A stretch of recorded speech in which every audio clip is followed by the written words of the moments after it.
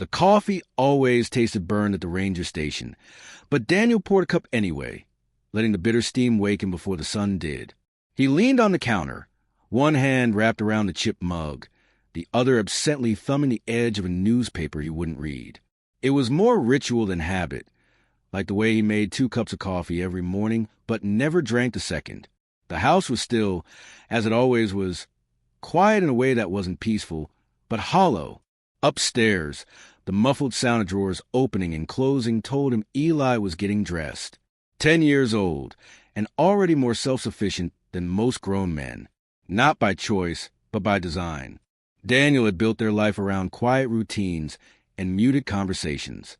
Some people said that kids were resilient, that they bounced back from anything. He wasn't so sure. Eli had stopped asking why his mother wasn't coming back 3 years ago. That silence had become their language. The front door creaked on its hinges as Daniel stepped onto the porch. A low fog settled in the foothills beyond the property line, where forest met the base of the hills like a tide frozen mid-ebb. The trees stood like silent sentinels, indifferent and unmoved. He sipped his coffee and listened. Birds. Wind. Nothing else. Eli came out dressed in his usual navy jacket and backpack slung over one shoulder. His expression was unreadable, neither eager nor reluctant. Just there. Lunch is in the front pocket, Daniel said, voice low and even. Eli nodded and made for the old pickup idling by the driveway. He didn't ask if Daniel would be the one picking him up, and Daniel didn't say. Some questions they didn't ask anymore. The drive to school was short and quiet. Daniel watched the road, occasionally glancing at his son in the passenger seat. Eli was looking out the window, his fingers tracing invisible lines against the glass. "You got that math quiz today," Daniel offered. "Yeah." "You feel ready?" A pause. "I guess." Daniel nodded like that was a full sentence. When they reached the school, Eli slid out of the truck without waiting for it to fully stop. His backpack bounced once against his back. He didn't say goodbye, and Daniel didn't expect him to. He headed straight for the station after, driving past old cabins, rusted barbed wire fences, and a deer that stood motionless in the mist before disappearing like smoke into the woods. It was early enough that the office was still cold. He booted up computer, checked the weather alerts, scanned the fire watch logs. Nothing unusual, nothing pressing. He looked out at the map pinned to the far wall, miles of trails and ridges, elevation markers, stream beds. His eyes landed on an unpaved loop through the lower hills, barely used this time of year. He grabbed his gear and set out on foot. The land was still wet from the night's drizzle, and pine needles clung to his boots. Out here, the silence felt different, more natural. He walked slowly, eyes scanning for broken twigs, fresh prints, anything out of place. He didn't expect to find anything. He rarely did, but it gave him a reason to walk. After nearly 2 hours, he paused at a ridge where the trail narrowed. A broken branch caught his attention, fresh, green sap still oozing. His brow furrowed. A few feet off the trail, he spotted something else. A crumpled granola wrapper, edges softened by damp earth. He crouched, brushed leaves aside. Nearby, faint footprints in the mud, too small for any adult. His chest tightened, and he stood, scanning the tree line. No sound, no movement. A storm had been forecast for the evening. If someone was out here without gear, they wouldn't last a night. He followed the prints downhill, carefully, alert. The terrain was uneven, the brush thick with brambles. About 20 minutes in, he found a water bottle, half full, dented, and a small blue hairband. He turned it over in his hand before tucking it in his pocket. "Hello," he called, voice firm but not loud. "Anyone out here?" Only wind answered. The sun had begun its slow descent, and clouds were thickening at the horizon. He kept walking, guided more by instinct than tracks now. As he rounded a rock outcropping, he froze. Tucked beneath a narrow overhang was a figure, barely visible, wrapped in a tattered hoodie, face smudged with dirt. A girl. She looked no older than 14, maybe 15. Her legs were drawn up to her chest, arms wrapped tightly around them. One bare foot was swollen. Her eyes met his and didn't flinch. But they didn't trust either. "It's okay," Daniel said gently, hands raised slightly, "I'm not here to hurt you." She didn't move, didn't blink. "I'm with the Park Service. You look like you've been out here a while." Still nothing. No reaction. "You're not safe out here. There's a storm coming. Let me take you somewhere warm." She looked past him to the woods, then down at her foot. Her lips parted as if to say something, then closed again. She didn't cry. She didn't plead. She just watched him with the wariness of someone who had learned that kindness was often a trick. Daniel crouched slowly, careful not to spook her. "I've got food, water. We don't have to talk. Just let me help." She shifted, winced as her foot moved, then gave the slightest nod. That was enough. He wrapped his jacket around her shoulders and lifted her gently, expecting resistance but finding none. She was light, too light. He carried her back through the thickening dusk, step by deliberate step. By the time they reached the truck, the first drops of rain had started. He placed her in the passenger seat, turned the heater on high, and offered her a water bottle from his pack. She took it without speaking. The drive home was even quieter than the one that morning. He stole glances at her, thin-framed, dirt-smudged face, scraped palms. She didn't seem to notice. She stared straight ahead, hands clenched in her lap. Eli was already home when they pulled into the driveway, seated at the kitchen table with a bowl of cereal and a half-finished math worksheet. His eyes widened when he saw the girl. Daniel said nothing at first. He guided her to the couch, fetched a blanket, then turned to his son. She was out in the hills, alone. I couldn't leave her there. Eli nodded slowly, eyes flicking between them. "What's her name?" he asked. Daniel glanced at the girl. "I don't know yet." The girl looked down at her hands. Eli, curious but cautious, returned to his cereal. Daniel cleaned her wounds, brought her socks, and an old pair of Eli's pajamas. She didn't resist, but she didn't speak either. He set up the pull-out bed in the den and placed a folded towel at its foot. She laid down without being asked. After Eli went to bed, Daniel sat on the porch, the storm now in full force. Thunder rolled in the distance, and rain pinged off the gutters. He sipped a second cup of coffee, this one not burned, just strong. The couch creaked behind him. He turned. The girl stood in the doorway, blanket wrapped around her shoulders. "You okay?" he asked. She hesitated, then nodded once.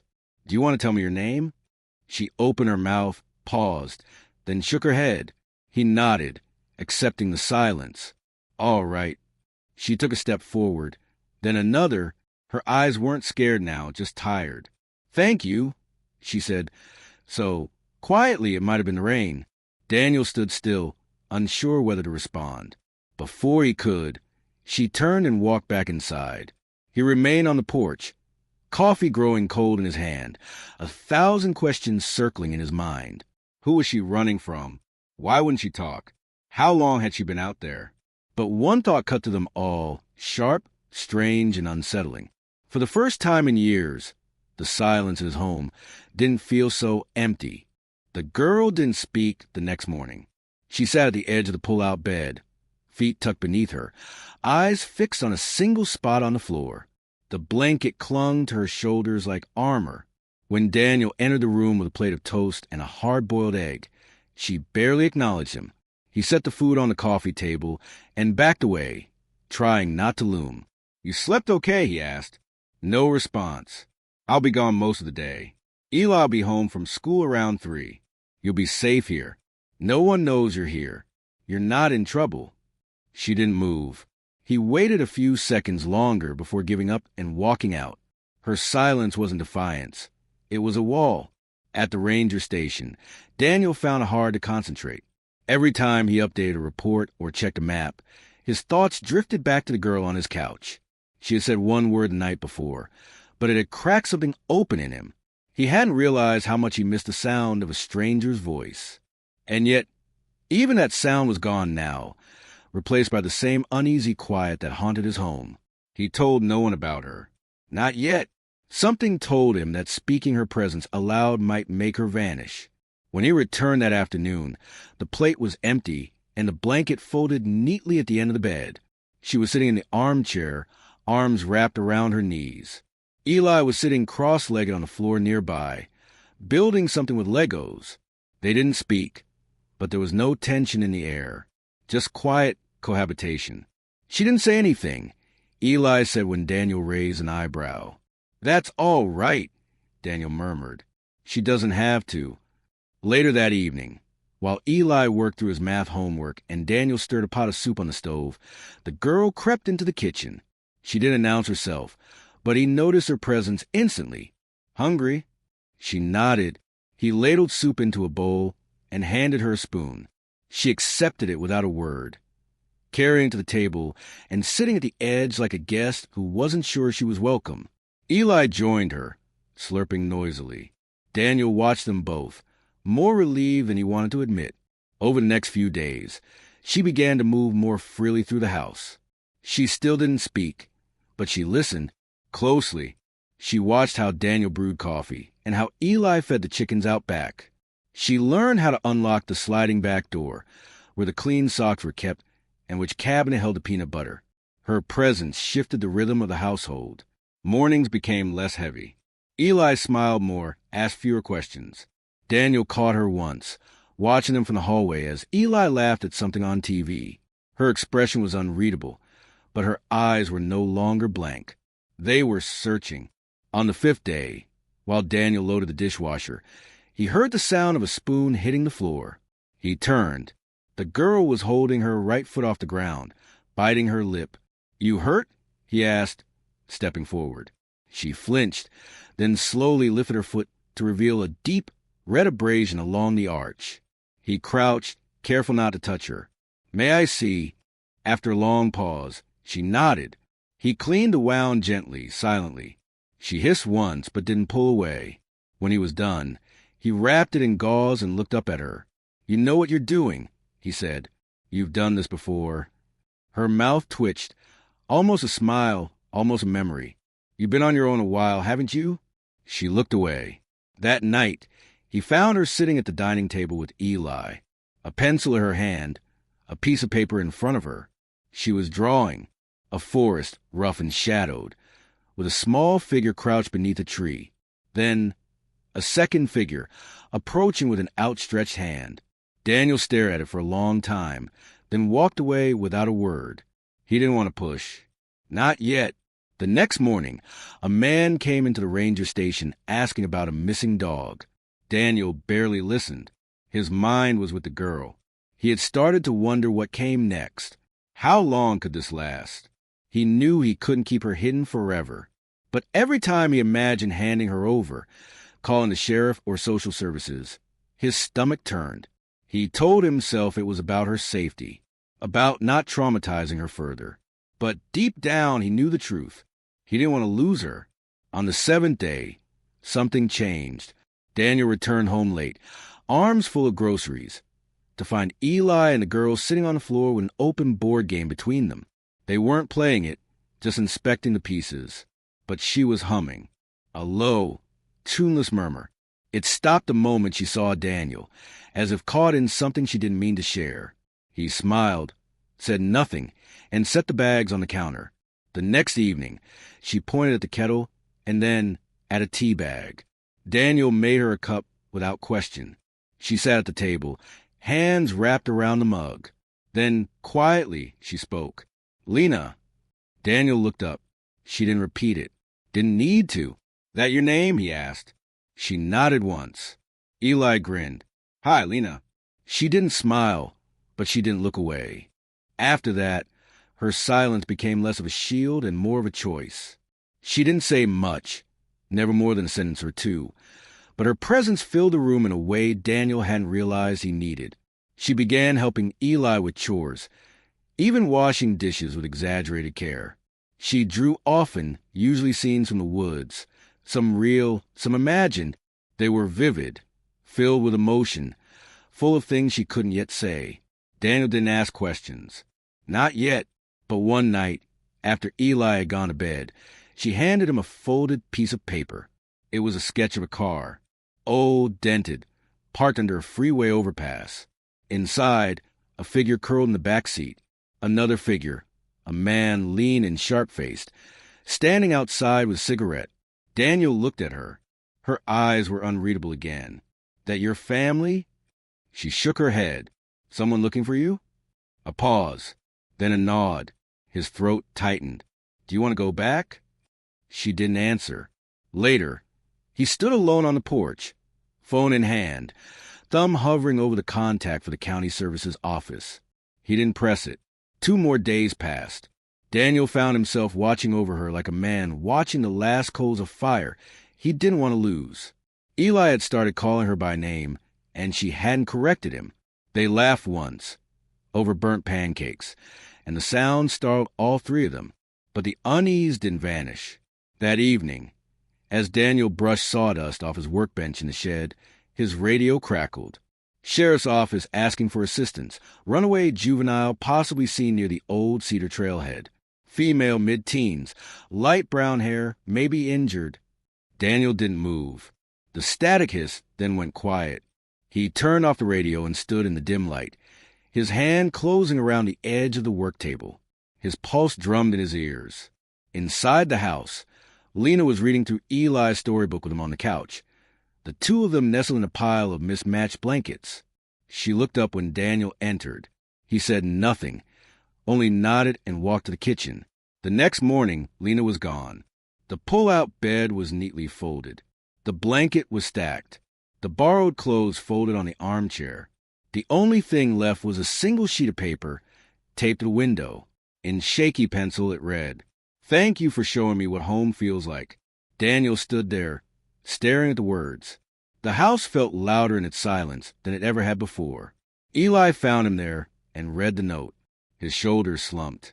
He didn't cry, just walked back to his room, door closing with a quiet click. Daniel read the note again. And again, the words blurred, but he didn't move. Outside, the wind stirred the trees. Somewhere in the hills, Lena was walking again. And for the first time in years, Daniel wasn't sure where to go next. 2 more days passed.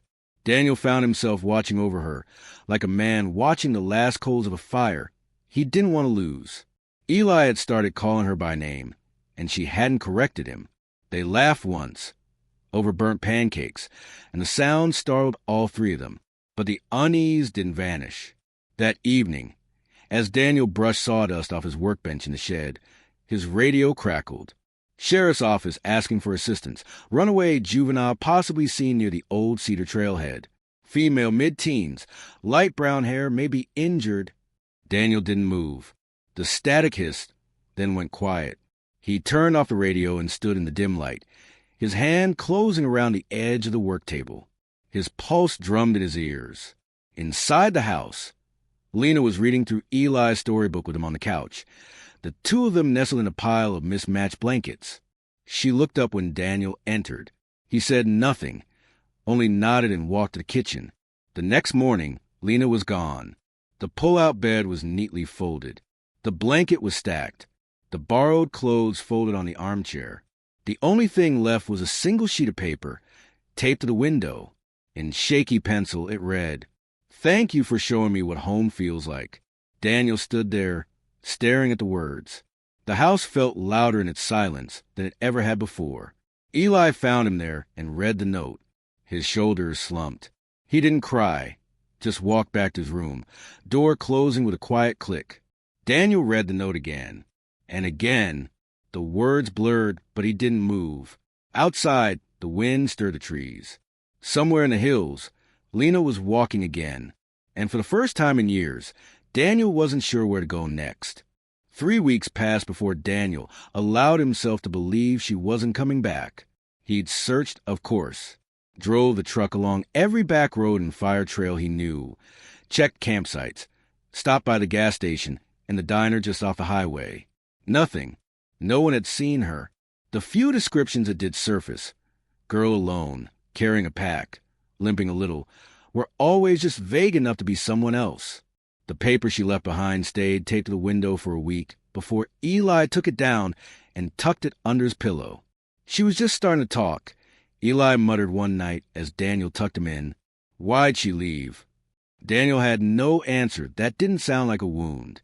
Sometimes people are afraid when things start to feel good again, afraid it won't last. She could have stayed. I know. After she left, the house shifted again, this time in a way that felt like an echo. Her silence had once filled the rooms like mist, soft, uncertain, but present. Now, only emptiness remained. Her borrowed mug sat on the shelf untouched. The sketch she'd drawn of the forest, once pinned to the fridge, had curled at the edges. Daniel kept it there anyway. Eli became quieter too. Not withdrawn exactly, but watchful. He stopped asking questions about where she might be.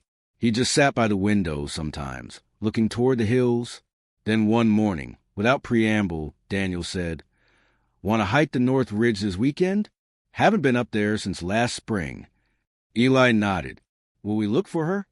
If she's up there, we'll see her." Eli didn't ask what they'd do if they didn't. They packed light and left before sunrise, the trailhead still half asleep in fog. The climb was steep, but the quiet between them was companionable. Halfway up, Eli paused to sip water and said, "I miss her, Dad." Daniel crouched beside him, hand on his son's shoulder. "Me too." By mid-afternoon, they reached the overlook. The valley stretched out below, green and endless. No sign of Lena. As they turned back, Daniel caught sight of something near the base of a juniper tree, a worn canvas strap. He crouched and tugged it free, revealing a cracked leather satchel. Inside, a water-stained notebook, a few sketches, and a name scribbled on the inside flap. Lena Joyner. Eli hovered behind him. She was here. Daniel nodded slowly, throat tight.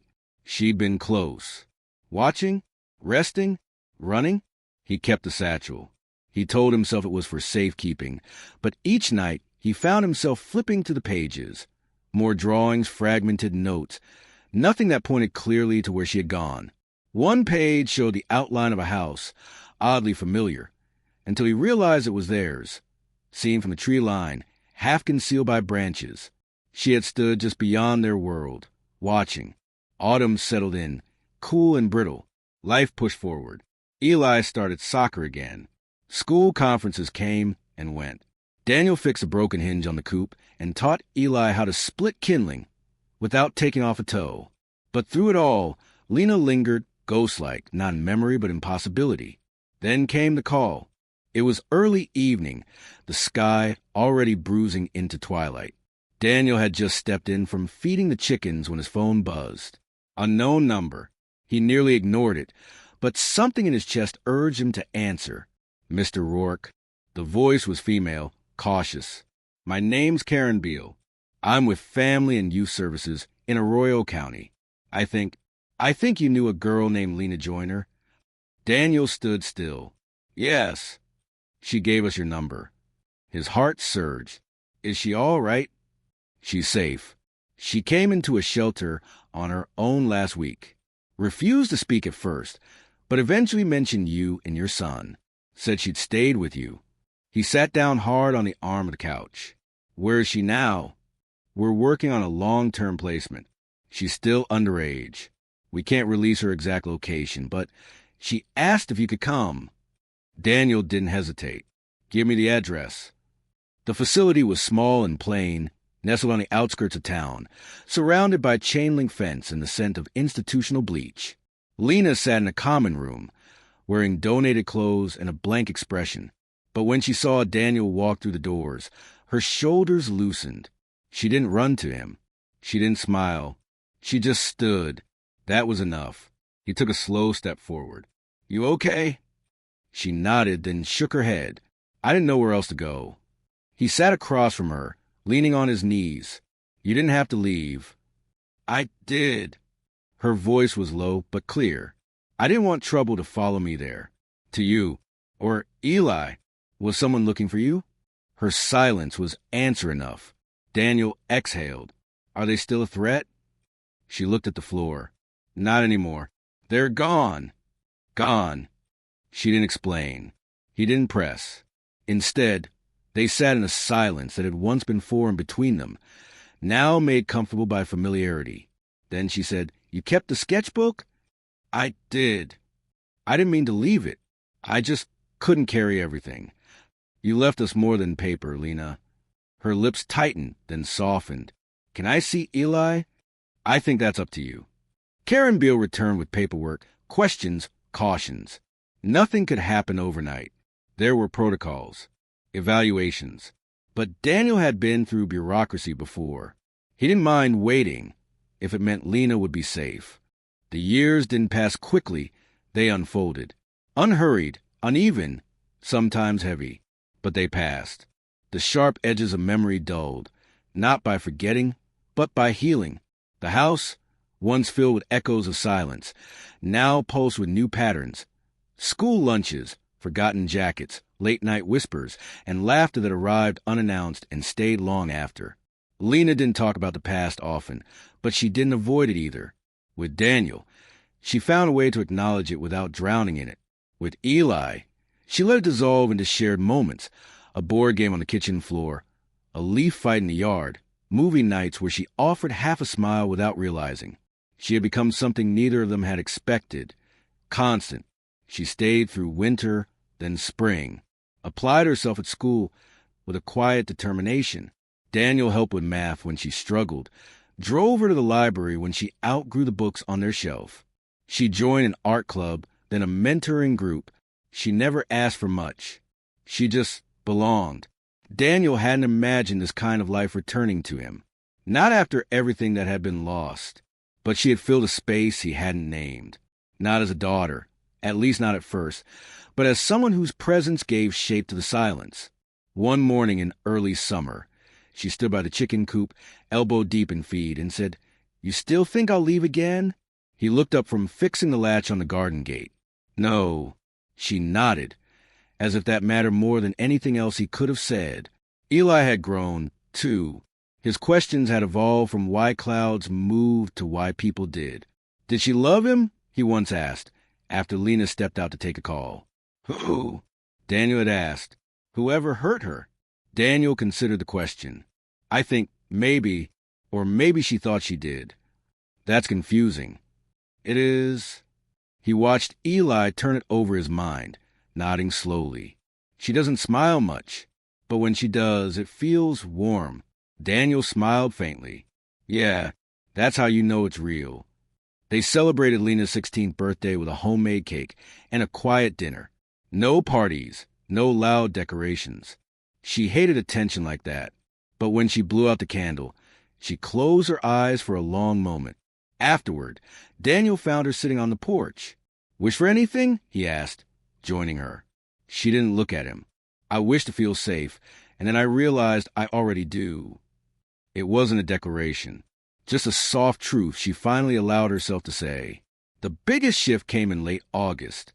Daniel came home from town to find her pacing the driveway, an envelope clutched in her hand. Her face gave nothing away, but her fingers were trembling. "School thing?" he asked. She shook her head and handed it to him. He read it twice. It was a notice. A court date had been set. A formal hearing to determine long-term guardianship. Lena had requested it herself. There would be no more placements.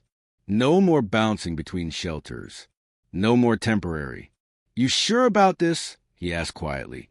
"I don't want to be someone you helped once. I want to stay." "Lena, this is big." "I know. That's why I'm scared."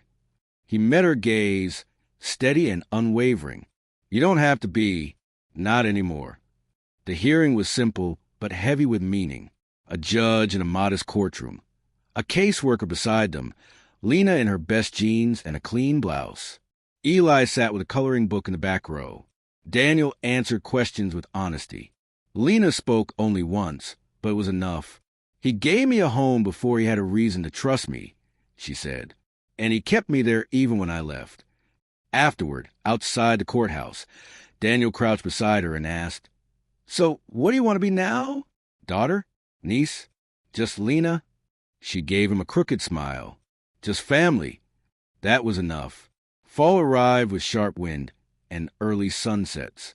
Lena started tutoring younger kids after school. She cooked once a week, each meal an experiment in flavor and ambition. She burned rice 3 times in a row, then mastered chili on the 4th. Eli joined the chess club. Daniel built new shelves in the den. Nothing extraordinary happened, and somehow that made it all feel miraculous. But healing isn't linear, and peace isn't permanent. One night, months after the court ruling, Daniel found her outside, sitting on the ground by the barn, arms wrapped around her knees. Her body was rigid with something he couldn't name. He approached slowly, talked to me. She didn't flinch, but she didn't move. "I got a letter," she said finally, "from my mother." Daniel lowered himself beside her. "What did it say?" "She's in a program. Says she's clean now. Wants to see me." His breath caught. "Do you want that?" "I don't know." Silence stretched between them, not empty, but full of everything unsaid. "I'm not mad," she added. "Just confused." "You're allowed to be. I thought if I stayed here long enough, I wouldn't miss her anymore. But some nights I do." He nodded slowly. "Missing someone doesn't mean you want them back the same way." She glanced sideways. "What if I go see her and it ruins everything?" "Then we rebuild it," he said, without hesitation. "Like we always do." The visit happened weeks later. Daniel drove her to the facility, waited in the car. Lena went in alone. She came out an hour later, pale but dry-eyed. She cried. She said, "A lot. Told me things I already knew, things I didn't." "Did it help?" "I think so." He didn't push further. They drove home in silence, but not tension. When they arrived, Eli ran out with a handmade card and a new drawing, him, her, and Daniel in the garden. She tucked it into her mirror frame. The seasons circled again. The house became not just hers, but a place she built into. Photos went up, Eli grinning in the creek, Lena holding a pie, Daniel fixing the truck. Bits of life layered on top of one another until they formed something unshakable. Years blurred, but the memory of that first encounter, her, lost in the hills, and him, just try to keep a broken life stitched together, remained vivid. What began as a rescue had become something sacred. Daniel didn't call her daughter. Not every day. But the first time he did, it slipped out naturally during a school open house. "This is my daughter Lena," he told the teacher.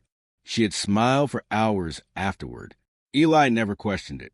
For him, it had always been that way. On the morning she turned 18, Lena found a small box on the porch. Inside was a key and a note. "This will always be your home. But if you ever build another, take this with you." It started everything. She cried then, quiet, with the door closed and the morning sun pouring across her bed. Years later, she stood in the same driveway, bags packed for college. Daniel helped her load the car, neither of them saying what they wanted to. She hugged Eli first, tight and long. "You're my brother," she whispered. He didn't correct her. Then she turned to Daniel. He opened his arms, and she stepped into them. "Thank you," she said. "For what?" "For letting me find out who I am, without telling me who to be." He swallowed hard. "Thank you for staying long enough for me to find out who I am, too."